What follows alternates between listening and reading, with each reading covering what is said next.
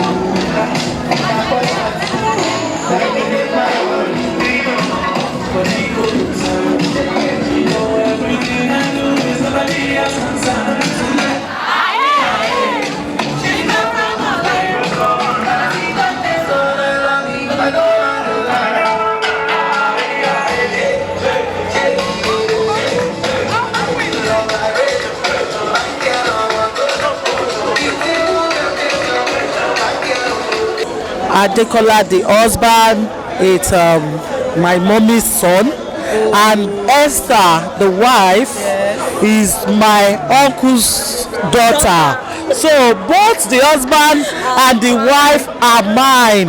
So àwa gangan láláyọ̀ ẹni mo dẹ̀ gbàdúrà pé Ọlọ́run á jẹ́ kó bára wọn kalẹ̀.